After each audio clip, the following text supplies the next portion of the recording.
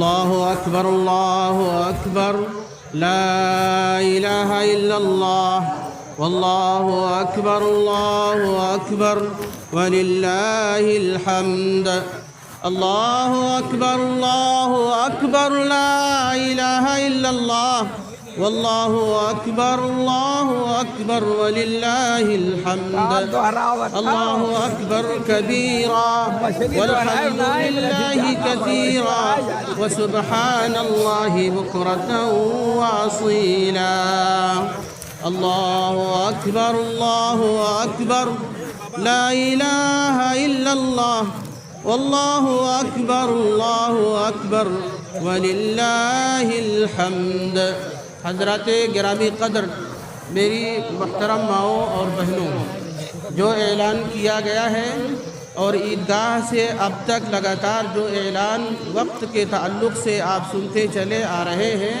وہی وقت ہے۔ 7:15 پر انشاءاللہ العزیز نماز عید کے لیے جماعت کھڑی کر دی جائے گی، لہذا پہلی فرصت میں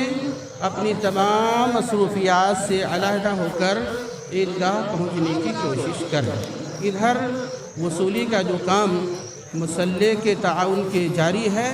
وہ احباب بھی اپنی وصولی کی رفتار تیز کریں۔ خواتین میں بھی یہ سلسلہ چل رہا ہے، مائیں اور بہنیں بھی وصولی کا کام خوب تیزی سے کریں۔ باقی آپ احباب تو پڑھے لکھے ہیں ہی، یہ الگ مسئلہ ہے کہ لبوں کو ہلانے کی ہمت آپ نہیں جٹا پا رہے ہیں۔ جو اصل کام ہے کرنا چاہیے تھا، نبی کریم صلی اللہ علیہ وسلم کی سنت، صحابہ سلف صالحین کا طریقہ کار ہی یہی ہے۔ وَلِتُكَبِّرُوا اللَّهَ عَلَى مَا هَدَاكُمْ، عید آئی ہی اسی لیے ہے تاکہ اللہ کی تکبیر بیان کی جائے۔ بلند آواز سے مردوں کے لیے شریعت مطالبہ کرتی ہے، آپ اپنے گھر میں ہیں، گھر سے عیدگاہ کی طرف رستے میں آ رہے ہیں، عیدگاہ میں بیٹھے ہوئے ہیں، بلند آواز سے تکبیرات عیدین پکارتے رہے۔ خواتین، مائیں اور بہنیں بھی تکبیرات کہیں گی، لیکن آہستگی اور ہلکی آواز سے۔ تو آپ سے جو مطالبہ ہے وہ شریعت کا ہے، کسی عالم کا نہیں ہے، کسی مولانا کا نہیں ہے، اور یہ اظہار ہمیشہ ہونا چاہیے۔ ہماری تہواروں کا جو امتیازات رہے ہیں ان میں سے ایک اہم چیز یہ ہے کہ مسلمان آدمی ہمیشہ اللہ رب العالمین کے ذکر میں رطب اللسان ہوتا ہے، ہمیشہ اس کی زبان پر ذکر الہی کے الفاظ اور کلمات ہوتے ہیں۔ اللہ اکبر اللہ اکبر لا الہ الا اللہ واللہ اکبر اللہ اکبر وللہ الحمد۔ اللہ اکبر اللہ اکبر اللہ اکبر لا الہ الا اللہ واللہ اکبر اللہ اکبر وللہ الحمد۔ اللہ اکبر اللہ اکبر لا الہ الا اللہ واللہ اکبر اللہ اکبر وللہ الحمد۔ اللہ اکبر کبیرا والحمد للہ کثیرا وسبحان اللہ بکرۃ واصیلا۔ تیز قدموں کے ساتھ چلنے کی کوشش کریں۔ 7:15 ہونے میں اب زیادہ منٹ یا زیادہ وقت باقی نہیں رہ گیا ہے، اور طول طویل نماز اور خطبہ عید بھی نہیں پیش کیا جائے گا، کیونکہ دھوپ کی یہ تمازت ہمیں یہاں زیادہ دیر تک بیٹھنے کی اجازت بھی نہیں دے گی، لہذا وقت پر پہنچنے کی کوشش کریں۔ اللہ اکبر اللہ اکبر لا الہ الا اللہ واللہ اکبر اللہ اکبر وللہ الحمد۔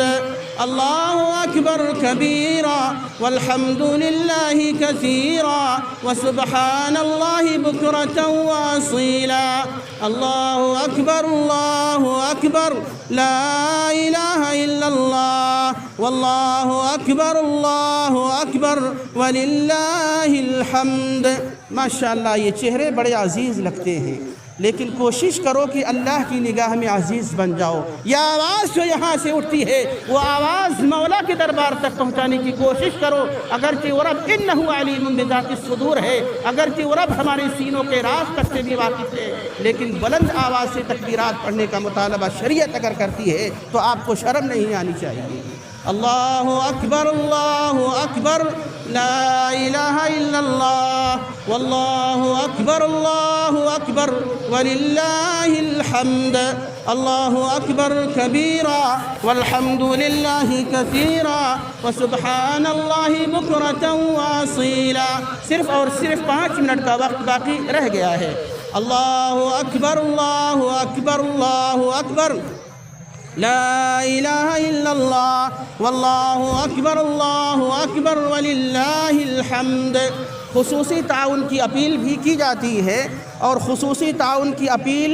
پورے عزم و ارادے کے ساتھ ہم یہاں سے کر رہے ہیں کہ عیدگاہ کا جو یہ کام ادھورا ہے، یہ فصل کی کٹائی اور کھیت وغیرہ کے خالی ہو جانے کے بعد اس پر کام شروع ہونے والا ہے۔ لہٰذا من بنا کر بیٹھیے، اللہ کے راستے میں آپ دیتے آ رہے ہیں، مزید دینے کی کوشش کیجئے تاکہ مزید میں جو یہ کام کچھ رہ گیا ہے پورے طور پر اسے فائنل کیا جا سکے۔ جو حضرات اصحاب ثروت ہیں، جو حضرات اس بات کو محسوس کرتے ہیں کہ اللہ تعالیٰ نے انہیں بہت کچھ دے کر کے نوازا ہے، اس بہت کچھ میں سے یہاں پر کچھ نہ کچھ دینے کی ابھی کوشش کر کے جائیں، اور آگے بھی اپنے دل کے اندر اس بات کو بٹھا لیں کہ اب کی بار اس کام کو اللہ نے چاہا تو اسے فائنل کرنا ہے۔ تو عیدگاہ کے لیے خصوصی جو تعاون ہے اسے بھی آپ اپنے دماغ کے گوشے میں بٹھا لیجئے اور تعاون کرتے جائیے، ابھی سے لے کر جب تک کہ یہ کام فائنل نہیں ہو جاتا ہے۔ اللہ اکبر لا الہ الا اللہ واللہ اکبر وللہ الحمد اللہ اکبر کبیرا والحمد للہ کثیرا وسبحان اللہ بکرۃ واصیلا۔ اللہ اکبر لا الہ الا اللہ واللہ اکبر وللہ الحمد اللہ اکبر لا الہ الا اللہ واللہ اکبر وللہ الحمد اللہ اکبر کبیرا والحمد للہ کثیرا وسبحان اللہ بکرۃ واصیلا۔ خزانچی لوگ بھی اپنی ذمہ داری جلدی اس کو ادا کرنے کی کوشش کریں، چکائیے، آپ بھی اللہ کے ذکر میں رہیے بھیا، یہ وقت سب کے لیے یکساں ہوتا ہے، تو سسٹم کچھ ایسا بنائیے کہ آپ بھی اللہ کی عبادت میں رہیے اور آپ کا یہ دوسرا کام بھی جاری و ساری رہے۔ اللہ اکبر لا الہ الا اللہ واللہ اکبر وللہ الحمد اللہ اکبر کبیرا والحمد للہ کثیرا وسبحان اللہ بکرۃ واصیلا۔ صرف 2 منٹ جماعت کے کھڑی ہونے میں باقی رہ گئے ہیں۔ اللہ اکبر لا الہ الا اللہ واللہ اکبر وللہ الحمد۔ خزانچی صاحب چٹائی لے جا رہے ہیں، لے جائیے، شکراً، بارک اللہ فیک۔ وہاں پر جو عورتیں ہیں، آپ کو نہیں کہہ رہے بھائی، ہو گیا، خلاص اٹھائیے آپ، کتنا ہوتا ہے مسجد تو عید کے دن ہوئے۔ عورتوں میں جو وصولی چل رہی ہے وہ جناب یونس خزانچی صاحب کے پاس پیسے پہنچانے کی کوشش کریں، وقت نہیں رہ گیا، ہم انتظار نہیں کریں گے۔ اللہ اکبر لا الہ الا اللہ واللہ اکبر وللہ الحمد اللہ اکبر کبیرا والحمد للہ کثیرا وسبحان اللہ بکرۃ واصیلا۔ اللہ اکبر لا الہ الا اللہ واللہ اکبر وللہ الحمد اللہ اکبر لا الہ الا اللہ واللہ اکبر وللہ الحمد اللہ اکبر کبیرا والحمد للہ کثیرا وسبحان اللہ بکرۃ واصیلا۔ اللہ اکبر کبیرا والحمد للہ کثیرا وسبحان اللہ بکرۃ واصیلا۔ صف بندی کی جائے، اطمینان سے آپ صف بندی کے لیے کھڑے ہونے کی کوشش کریے۔ عورتوں تک بھی آواز جا رہی ہے، اگر آپ مشاہدہ نہیں کر رہی ہیں صف بندی کیجئے، صف بنانے کے لیے کھڑی ہو جائے۔ اللہ اکبر لا الہ الا اللہ والله أكبر الله أكبر ولله الحمد الله أكبر كبيرا والحمد لله كثيرا وسبحان الله بكرة وأصيلا. طریق نماز ہمارے عزیز شیخ شفیق احمد صاحب محمدی حفظہ اللہ نے آپ کو سکھا دیا ہے، اور آپ جانتے ہیں میں نہیں سمجھتا کہ یہاں پر عیدگاہ میں آپ نماز فجر پڑھے بغیر آ چکے ہیں. فجر کی نماز تو پڑھ کے سبھی آئے ہوں گے، اب جو نہیں آیا ہے وہ اپنے بارے میں سوچے یہاں آیا کیوں نہیں.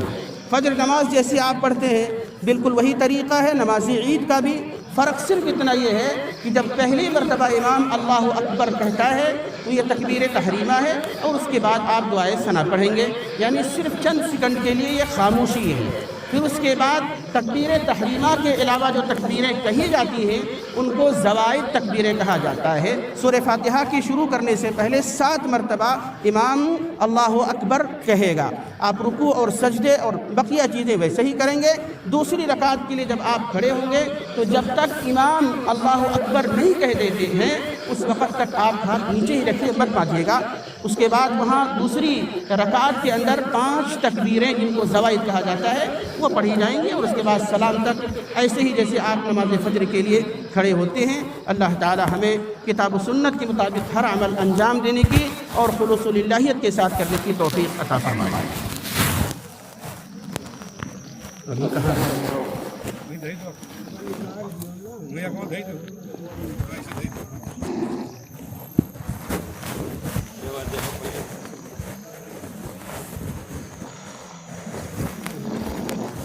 اللہ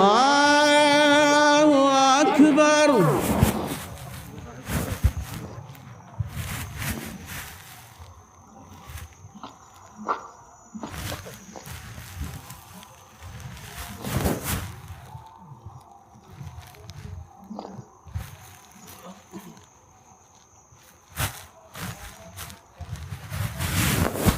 اللہ اکبر. اللہ اکبر. اللہ اکبر. اللہ اکبر. اللہ اکبر. اللہ اکبر. اللہ اکبر. الحمد للہ رب العالمین الرحمن الرحیم مالک یوم الدین ایاک نعبد و ایاک نستعین اہدنا الصراط المستقیم صراط الذین انعمت علیہم غیر المغضوب علیہم ولا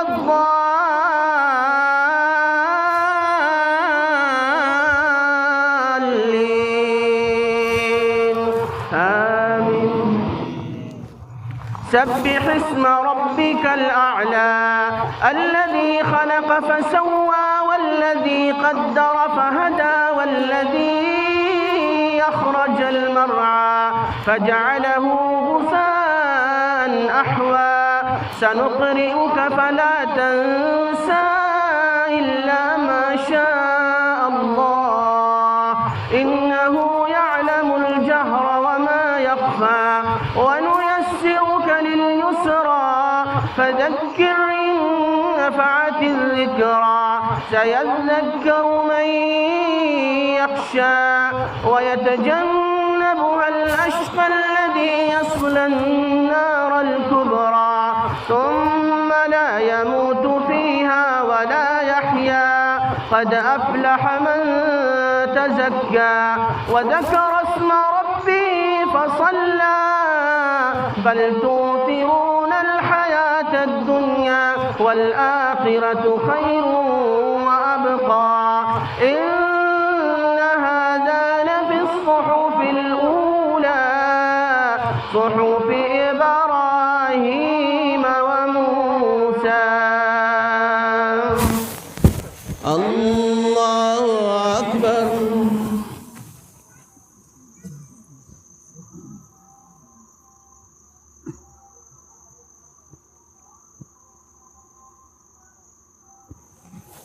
سمع الله لمن حمده الله أكبر.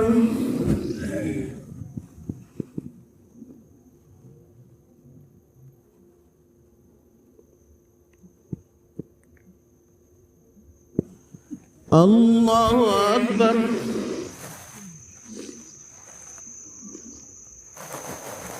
الله أكبر.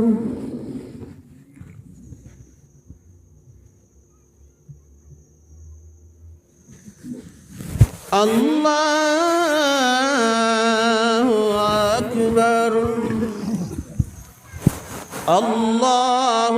أكبر. الله أكبر. الله أكبر. الله أكبر. الله أكبر. الحمد لله رب العالمين الرحمن الرحيم مالك يوم الدين إياك نعبد وإياك نستعين اهدنا الصراط المستقيم صراط الذين أنعمت عليهم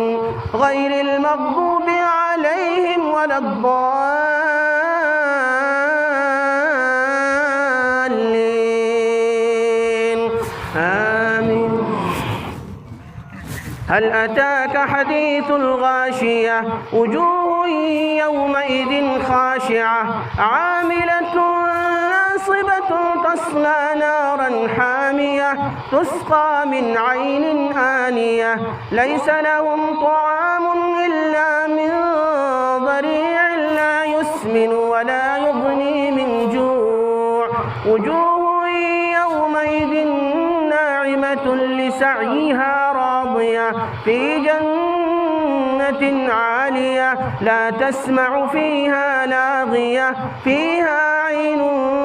جارية فيها سرر مرفوعة وأكواب موضوعة ونمارق مصفوفة وزرابي مبثوثة أفلا ينظرون إلى الإبل كيف خلقت وإلى السماء كيف رفعت وإلى الجبال كيف نصبت وإلى الأرض كيف سطحت فذكر إنما أنت مذكر لست عليهم بمسيطر إلا من تولى وكفر فيعذبه الله العذاب الأكبر إن إلينا إيابهم ثم إن علينا حسابهم. الله أكبر.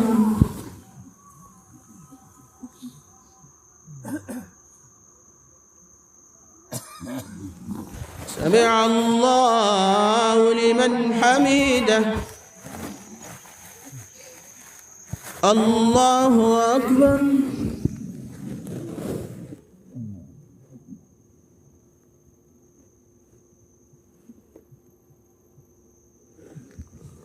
الله أكبر.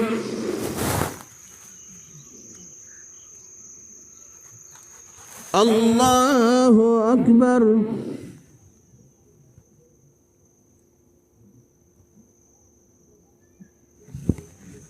الله أكبر.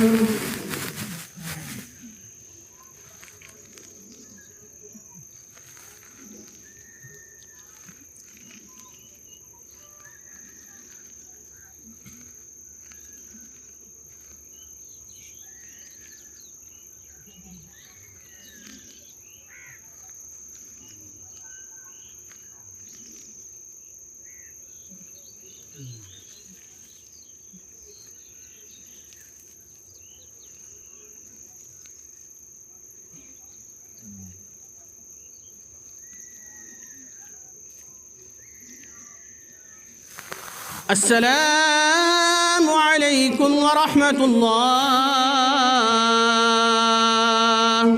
السلام عليكم ورحمة الله. الله أكبر. الله أكبر. لا إله إلا إلا الله والله أكبر ولله الحمد الله أكبر كبيرا والحمد لله كثيرا وسبحان الله بكرة وأصيلا إن الحمد لله نحمده ونستعينه ونستغفره ونؤمن به ونتوكل عليه ونعوذ بالله من شرور أنفسنا ومن سيئات أعمالنا من يهده الله فلا مضل له ومن يضلله فلا هادي له وأشهد أن لا إله إلا الله وحده لا شريك له وأشهد أن محمدًا عبده ورسوله يا أيها الذين آمنوا اتقوا الله حق تقاته ولا تموتن إلا وأنتم مسلمون يا أيها الناس اتقوا ربكم الذي خلقكم من نفس واحدة وخلق منها زوجها وبث منهما رجالا كثيرا ونساء واتقوا الله الذي تساءلون به والأرحام إن الله كان عليكم رقيبا يا أيها الذين آمنوا اتقوا الله وقولوا قولا سديدا يصلح لكم أعمالكم ويغفر لكم ذنوبكم ومن يطع الله ورسوله فقد فاز فوزا عظيما أما بعد فإن خير الحديث كتاب الله وخير الهدي هدي محمد صلى الله عليه وسلم وشر الأمور محدثاتها وكل محدثة بدعة وكل بدعة ضلالة وكل ضلالة في النار أعوذ بالله من الشيطان الرجيم بسم الله الرحمن الرحيم قل بفضل الله وبرحمته فبذلك فليفرحوا وقال تعالى شهر رمضان الذي أنزل فيه القرآن هدى للناس وبينات من الهدى والفرقان فمن شهد منكم الشهر فليصم ومن كان مريضا أو على سفر فعدة من أيام أخر يريد الله بكم اليسر ولا يريد بكم العسر ولتكملوا العدة ولتكبروا الله على ما هداكم ولعلكم تشكرون ترانے حمد کے کچھ گنگناؤ عید ہو جائے ترانے حمد کے کچھ گنگناؤ عید ہو جائے ذرا توحید کے نغمے سناؤ عید ہو جائے سرور و کیف میں جھوما ہے پھر سارا جہاں لوگو سرور و کیف میں جھوما ہے پھر سارا جہاں لوگو میں الفت کے کچھ ساغر پلاؤ عید ہو جائے مبارک ہو تمہیں یہ عید راہ حق کے فرزانوں مبارک ہو تمہیں یہ عید راہ حق کے فرزانوں ذرا تم شکر رب میں لب ہلاؤ عید ہو جائے فضا معمور ہو اللہ اکبر کی صداؤں سے فضا معمور ہو اللہ اکبر کی صداؤں سے زباں پر کلمہ تکبیر لاؤ عید ہو جائے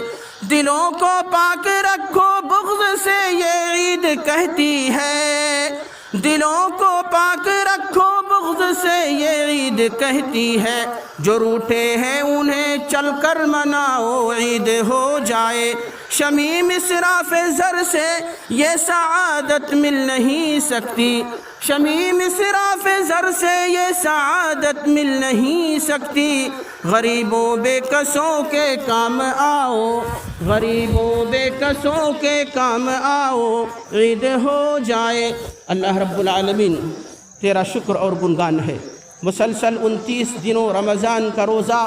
رکھنے کے ساتھ ساتھ قیام اللیل تراویح کی نمازیں ہم نے ادا کی تلاوت قرآن کیے ذکر و اذکار کیے دعا و مناجات کیے جس قدر ہو سکتا تھا تجھے راضی اور خوش کرنے کے لیے عبادتیں اطاعتیں اور نیکیوں کے امور ہم نے انجام دیے اللہ تعالیٰ تو ہماری ان سبھی عبادتوں کو قبول فرما لے جو ہم نے تیری رضا کی خاطر تجھ کو خوش کرنے کے لیے پورے اخلاص اور للہیت کے ساتھ انجام دی ہے حقیقت میں یہ عید کیا ہے آپ نے اشعار کی زبان میں سن لیا چند باتیں انہی اشعار کی تفصیلات کو آگے بڑھاتے ہوئے پیش کرنے کی سعادت حاصل کر رہا ہوں کہ عید اتحاد اور اتفاق کا عظیم مظہر ہے اللہ کے نبی جناب محمد الرسول اللہ صلی اللہ علیہ وسلم ہجرت کر کے مکہ مکرمہ سے جب مدینہ منورہ پہنچے تو وہاں دیکھا عید کے نام پر لوگوں کے عجیب عجیب کیفیات ہیں، عجیب ہیئات کے ساتھ، عجیب نئے طریقوں کے ساتھ، جاہلیت کے انداز میں، بدعت و خرافات کے ساتھ، ناچ گانے ڈھول باجے کے ساتھ عید مناتے ہیں،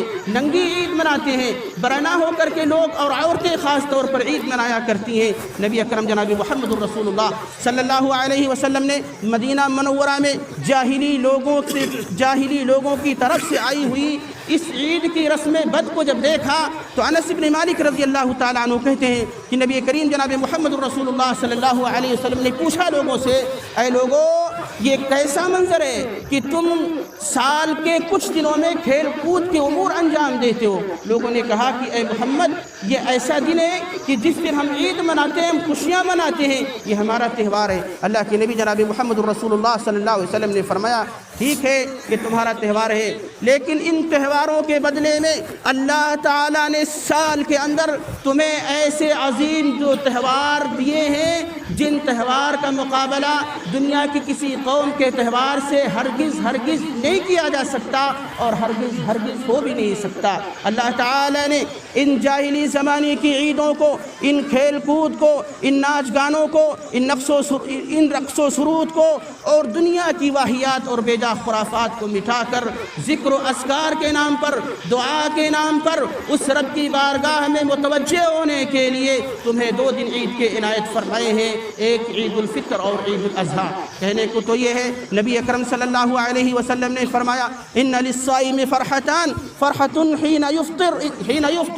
حين يفطر او اذا افطر فرح واذا لقي ربه فرح بصومه۔ روزہ دار بندے کو 2 خوشی محسوس ہوتی ہے، ایک تو اس دن جب وہ روزہ افطار کرتا ہے اور شارح حدیث نے اسی بات کو مراد لیا ہے، یہی عید الفطر ہے۔ عید کا معنی ہوتا ہے خوشی اور فطر کا معنی ہوتا ہے روزہ افطار کرنا۔ روزہ افطار کا مطلب ہوتا ہے روزے کے سلسلے کو توڑ دینا اور ختم کر دینا۔ 29 دنوں کا یہ روزہ ہم سے ختم ہو گیا، بھوک اور پیاس کی شدت ہم نے برداشت کی اللہ کو راضی کرنے کے لیے، نفسانی خواہشات پر ہم نے کنٹرول کیا اللہ کو راضی کرنے کے لیے، اور ہمارے روزے کی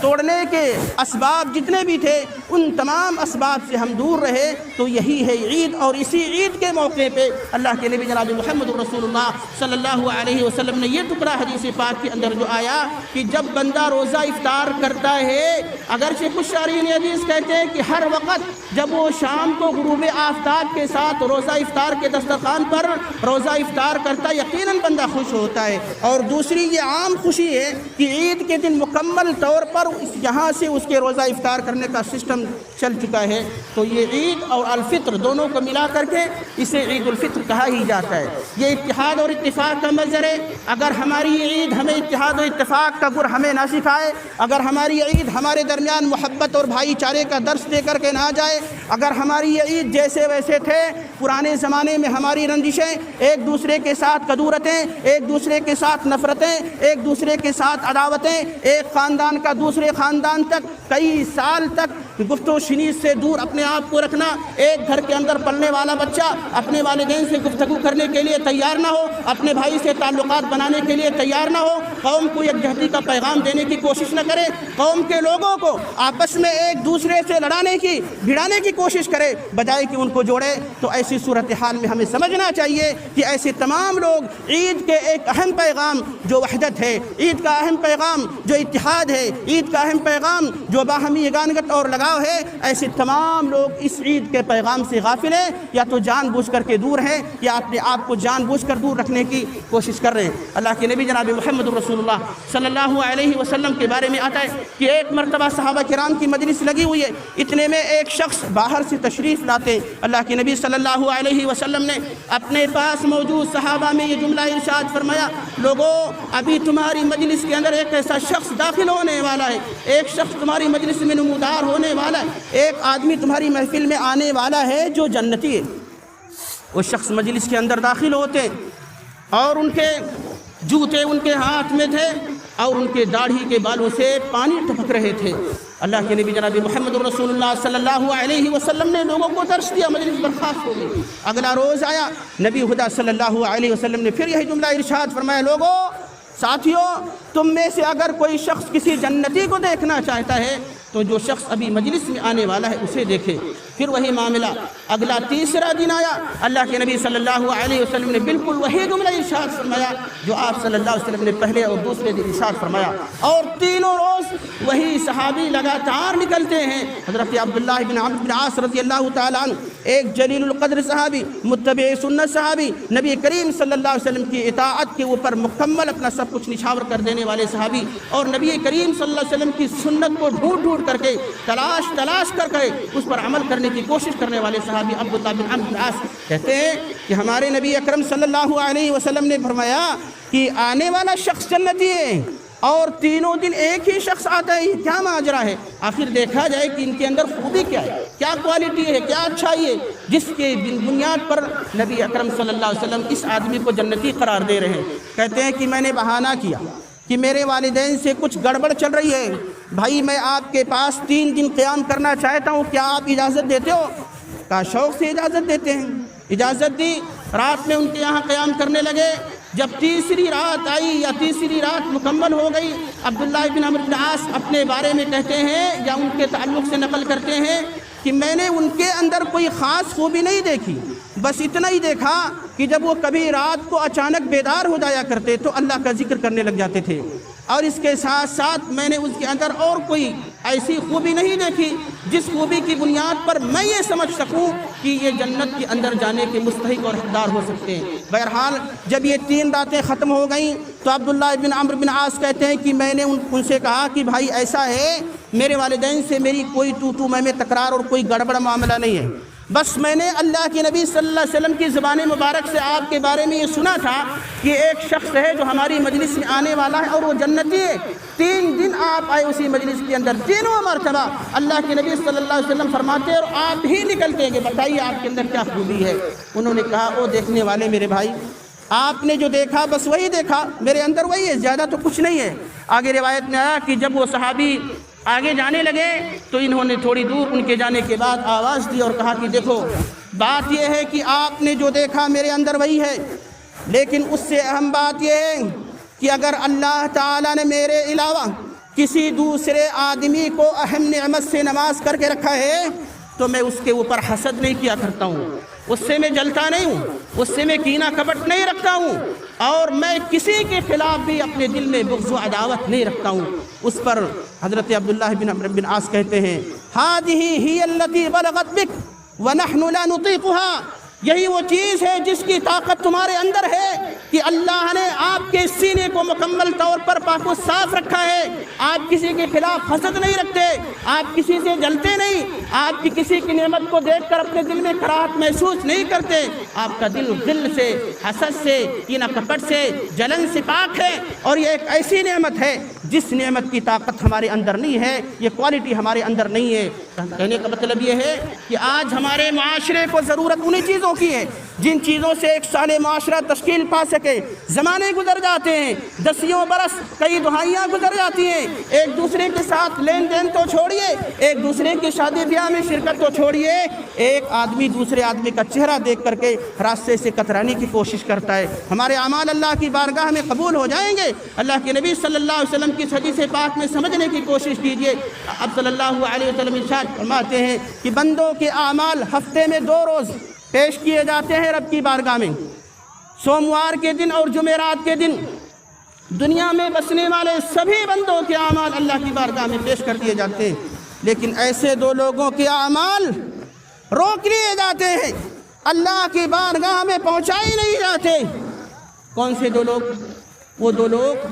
جن دونوں کے بیچ میں دشمنیاں ہیں، جن 2 لوگوں کے دلوں کے اندر دراڑ ہے اور اس کو ختم کرنے کی کوشش نہیں کرتے، کتنی بھی نیکیاں کرو۔ اللہ کے نبی صلی اللہ علیہ وسلم فرماتے ہیں کہ اللہ تعالیٰ کہتا ہے کہ او میرے فرشتوں، ایسے 2 آدمیوں کے اعمال کو میری بارگاہ میں پیش نہ کرو، انظروا حتی یصطلحا، انظروا حتی یصطلحا، انظروا حتی یصطلحا، میرے فرشتوں انہیں مہلت دے دو جہاں تک کہ یہ صلح کر لے، یہاں تک کہ اپنا معاملہ سدھار لے، یہاں تک کہ اپنی عداوت و نفرتوں کو ختم کر لے۔ انسان مٹی کا پتلا ہے، غرور و گھمنڈ کی اجازت اللہ نے بھی نہیں دی ہے۔ اللہ کہتا ہے کبر میری چادر ہے، جو اسے اڑنے کی کوشش کرے گا میں اسے چھین لوں گا۔ کبر و مباحات، فخر و تکبر، نخوت و غرور انسان کے خاصے میں ہونا نہیں چاہیے۔ اور اس کے ساتھ ساتھ ہمارے اوپر اگر اسلام کا لیبل لگ جائے تو اپنے انا کے نام پر، تعصبات کے نام پر، ذاتی مسالے کے نام پر کسی اور کوالٹی کا نام لے کر کے جو کوالٹی اصلاً پائی نہیں جاتی ہے، الگ الگ طریقے سے سسٹم نہیں بنانا چاہیے۔ وَاعْتَصِمُوا بِحَبْلِ اللَّهِ جَمِيعًا وَلَا تَفَرَّقُوا، اے لوگوں اللہ کی رسی کو مضبوطی سے تھام لو، آپس میں اختلاف نہ کرو۔ یہ عید الفت کا پیغام لے کر کے آتی ہے، یہ عید محبت کا پیغام لے کر کے آتی ہے، یہ عید پیغام لے کر کے آئی ہے ایسے لوگوں کے لیے جن کے بارے میں اللہ کے نبی صلی اللہ علیہ وسلم نے منبر کی سیڑھیوں پر چڑھتے ہوئے 3 مرتبہ آمین آمین کہہ کر بد دعا کے الفاظ کہے تھے، اور انہی میں سے ایک شخص وہ ہے جس نے رمضان کا مہینہ پایا لیکن رمضان کے مقدس مہینے کو پا کر اپنے گناہوں کی بخشش اور مغفرت نہ کروا سکا۔ اگر ہم نے اپنے گناہوں کی بخشش اور مغفرت نہیں کروائی اللہ سے، ہم سے بڑا بد نصیب نہیں ہے۔ عید میں آنے سے، زرق برق لباس پہننے سے، مختلف قسم کے اعلیٰ کوالٹی کے پکوان کھانے سے، لوگوں کے ساتھ بیکار قسم کی خوشنمائی کرنے سے، دوستوں سے خوشنما تعلقات بنانے سے، یہ سارے امور حل نہیں کیے جا سکتے ہیں جب تک کہ اپنے دلوں کی صفائی نہ کی جائے اور اللہ رب العالمین کی بارگاہ میں اپنے گناہوں سے توبہ نہ کی جائے۔ اس کے برخلاف وہ شخص من صام رمضان ایمانا واحتسابا غفر له ما تقدم من ذنبه، جس نے اللہ سے ثواب کی لالچ کی امید رکھتے ہوئے اور اللہ رب العالمین پر آخرت کے دن پر ایمان رکھتے ہوئے ماہ رمضان کے روزے رکھے، اللہ تعالیٰ کہتا ہے کہ اس کے سارے چھوٹے چھوٹے گناہ بخش دیے جاتے ہیں، معاف کیے جاتے ہیں، معاف کر دیے جاتے ہیں۔ تو یہ عیدگاہ میں ہمارا یہ بیٹھنا خوشی کا لمحہ ہے، اتحاد اور اتفاق کا درس یہیں سے ملتا ہے، محبت اور الفت کو پروان یہیں سے چڑھانے کی کوشش کرنی چاہیے۔ اس کے علاوہ دلوں کی جتنی بیماریاں ہیں اس کو یہیں پر جھاڑ کے جانے کی کوشش کرنی چاہیے، اللہ سے لو لگانا چاہیے۔ جو کچھ گناہ ہمارے سمجھتے ہیں دن رات کر رہے ہیں، ان سے رب کی بارگاہ ہمیں فوری طور پر رجوع کر کے توبہ کرنے کی کوشش کرنی چاہیے، حسن اخلاق کا مظہر بنانے کی کوشش کرنی چاہیے۔ اللہ کے نبی صلی اللہ علیہ وسلم اگر یہ کہتے ہیں ایک شخص اگر کتے کو پانی پلانے کی وجہ سے جنت میں جا سکتا ہے، اسلام ہمیں جانوروں کے ساتھ بھی حسن اخلاق کرنے کی تعلیم دیتا ہے، اچھے سلوک و برتاؤ سے پیش کرنے کی تعلیم دیتا ہے۔ اس کے برخلاف جہنم میں وہ عورت چلی جاتی ہے جو نیک ہے لیکن اس کے تعلقات پڑوسیوں کے ساتھ اچھے نہیں ہیں، وہ عورت جہنم کی مستحق قرار پاتی ہے۔ جس نے ایک بلی جیسے جانور کو رسی سے پکڑ کر اپنے کمرے میں یا اپنے گھر میں باندھ دیا اور اس کو کھانا دانا پانی پیش نہیں کیا، یہاں تک کہ وہ بلی بھوک و پیاس کے سے تڑپ تڑپ کر کے مر جاتی ہے۔ اللہ کے نبی صلی اللہ علیہ وسلم سے پوچھا گیا ایسی عورت کا کیا انجام ہوگا؟ اللہ کے نبی صلی اللہ علیہ وسلم کہتے ہیں کتنی بھی نیک ہو، کتنی بھی عابدہ ہو، کتنی بھی زاہدہ ہو، کتنی بھی پارسہ ہو، اس کی پارسائی کا اللہ تعالیٰ کا کوئی ثمرہ نہیں ہے، اس لیے کہ اس نے جو یہ مخلوق کے ساتھ جو کہتے ہیں غیر ناطق مخلوق سے بولتی نہیں ہے، یہ ظلم کیا ہے۔ تو اس ظلم کی بنیاد پر گویا اس نے اپنے حسن اخلاق کا جو نمونہ پیش کرنا چاہیے تھا یہ حسن اخلاق کو پیش نہیں کر سکتی ہے۔ بات میں سمیٹتا ہوں، خاص طور پر عورتوں اور خواتین کے تعلق سے جو پہلے چلی جاتی ہیں، اللہ کے نبی جناب محمد الرسول اللہ صلی اللہ علیہ وسلم نے عیدگاہ میں آنے کے تعلق سے عورتوں کو خصوصی تنبیہ اور تعلیم کی ہے۔ ہمارا مسئلہ ٹھیک ہے، ہم کتاب و سنت کے ماننے والے اس کے پاسدار اور اپنے آپ کو پاسبان کہتے ہیں، لیکن پاسداری ہماری کہاں چلی جاتی ہے، پاسبانی ہماری کہاں چلی جاتی ہے؟ عورتوں کو عیدگاہ سے بھگانے کی کوشش نہیں کرنی چاہیے۔ یہ ہمارا مسئلہ ہے کہ سسٹم ہم ان کو کتنا بہتر سے بہتر بنا کر کے دے سکتے ہیں، یہ ہماری مجبوری ہے۔ اللہ کے نبی جناب محمد الرسول اللہ صلی اللہ علیہ وسلم کی حدیث پاک عورتوں کے تعلق سے عیدگاہ کے بارے میں خاص طور پر ہم سبھی کی نظروں کے سامنے اور ہمارے دل و دماغ میں ہونی چاہیے۔ ام عطیہ رضی اللہ تعالیٰ عنہ کہتی ہیں کہ اللہ کے نبی صلی اللہ علیہ وسلم نے باقاعدہ عورتوں کے بارے میں حکم دے کر کے ہمیں اس بات کے لیے آمادہ کیا کہ تم لوگ عورتوں کو عیدگاہ لے جانے کی کوشش کرو، یہاں تک کہ وہ عورتیں جو حیض سے ان کو بھی لے جاؤ، یہاں تک کہ باکرہ عورتوں کو بھی عیدگاہ میں لے جاؤ، یہاں تک کہ ان عورتوں کو بھی عیدگاہ میں لانے کی کوشش کرو جن کے ساتھ کوئی شرعی عذر موجود ہے۔ عورتیں کہتی ہیں اللہ کے نبی صلی اللہ علیہ وسلم ہماری بے کسی کا مسکینی کا یہ عالم ہے کہ ہم میں سے بعض عورتوں کے پاس چادر نہیں ہوتی ہے، آج کے زمانے کے حساب سے برقع اور نقاب نہیں ہوتا ہے۔ اللہ کے نبی صلی اللہ علیہ وسلم نے کہا کہ اسے بھی لے جاؤ، جس کے پاس چادر برقع یا نقاب ہے، جس کے پاس نہیں ہے وہ اپنا برقع چادر نقاب جس کے پاس نہیں ہے اس کو پہنائے اور پہنا کر کے اسے بھی عیدگاہ میں حاضر کرو۔ کیوں بھائی حاضر کرو؟ یشہدن الخیر ویشارکن فی الدعاء، عورتیں بھی اگر نماز نہیں پڑھ سکتی، شرعی عذر لاحق ہے، ان کو کوئی مسئلہ نہیں نہیں ہے، لیکن عیدگاہ میں اللہ کو راضی کرنے کے لیے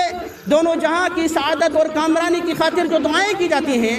ان دعاؤں میں یہ عورتیں شریک رہیں گی، خیر کے جتنے کام ہیں اس کے اندر بھی شریک رہیں گی۔ لہٰذا اس نقطے کو یہیں سے بٹھا لیا جائے کہ عورتوں کو عیدگاہ سے پہلے ہم لوگ بھگانے کی کوشش نہ کریں۔ اتنے ہی مستحق عورتیں ہیں جتنے آپ خیر حاصل کرنے کے مستحق ہو، اور ہم تو یہ کہتے ہیں عورتیں زیادہ مستحق ہیں۔ پچھلے 2 راتوں سے شاید اکثر گھرانوں کی عورتوں ان کو مکمل طور پر آرام کرنے کا موقع نہ ملا ہو، ہم نے ان کو مشغول کر کے رسوئی گھر میں رکھ دیا، ان کو ان کی تیاریوں کے ساتھ اولاد کی تیاریوں سے جوڑ کر کے رکھ دیا ہے، نیکیاں ان کو کمانے کا موقع کہاں پہ ملے گا؟ اللہ کے نبی نے کہا یشہدن الخیر، وہ بھی خیر بھلائی کے کاموں میں حاضر رہیں گی، وہ یشارکن فی الدعاء، اور دعا کے اندر شریک رہیں گی۔ اللہ تعالیٰ آئیے تجھ سے دعا کرتے ہیں کہ ہماری ساری نیکیوں کو قبول فرما لے، خاص طور پر ہمارے صیام و قیام اور ماہ رمضان کے لمحہ لمحہ میں کی جانے والی سبھی عبادت و اطاعت و بندگیوں اور نیکیوں کو شرف قبولیت سے نواز دے۔ امت اسلامیہ جو خستہ حالی کا شکار ہے، امت اسلامیہ کے نونہالوں کو خاص طور پر شبان الاسلام اور شبان المسلمین، شباب اسلام کو اسلام سے پروردگار عالم جوڑ دے، کیونکہ ان کے اندر اسلام کی جب اسپرٹ پیدا ہوگی، اسلامی انقلاب جب آئے گا انہی زمانوں سے آئے گا۔ دنیا انقلاب چاہتی ہے، دنیا کے اندر خرافات، دنیاوی برائیوں نے، دنیاوی فسادات نے شاید اہل اسلام کے حوصلوں کو پست کرنے کا سلسلہ شروع کر دیا ہے، لیکن ایسے ناگفتہ بے حالات میں، جسے ہم ناگفتہ بے کہتے ہیں، جو شاید ہمارے لیے سازگار نہیں ہے، پروردگار کی ذات ایسی ہے جو ان حالات کو اسلام اہل اسلام کے لیے سازگار بنا سکتی۔ الہا ہم تجھ سے دعا کرتے ہیں، اگرچہ ہم گنہگار ہیں، اگرچہ ہم خطا کار ہیں، اگرچہ ہم عصیان کار ہیں، ہم اپنے عصیان میں، نافرمانیوں میں، گناہوں میں ڈوبے ہوئے ہیں، مولا تو غفور الرحیم ہے، تو ارحم الراحمین ہے، تیری ذات تواب ہے، اس کے ساتھ وہاب بھی ہے۔ الہ العالمین، تو نے جو ہماری نعمتیں ہم سے روک کر کے رکھی ہیں انہیں عطا فرما دے، جو زحمتیں ہمارے اوپر آ چکی ہیں اور منہ کھولے کھڑے ہو کر کے آنا چاہتی ہیں، الہ العالمین ان کا سامنا کرنے کی طاقت ہمارے اندر نہیں ہے، ان فتنوں اور فساد کو ہمارے پاس پہنچنے سے انہیں پہلے ہی اس کو ختم کر دے۔ ہمارے جو لوگ پروردگار جا چکے ہیں اس دنیا سے، تجھ سے مل چکے ہیں، ان کے گناہوں کی بخشش مغفرت فرما، جنت کے اعلیٰ مناظر کے اندر ان کو جگہ عنایت فرما۔ جو لوگ بیماریوں سے پریشان ہیں، بیماریوں سے جوجھ رہے ہیں، پروردگار عالم ان کو صحت عظمیٰ کی نعمت عظمیٰ سے مالا مال فرما دے۔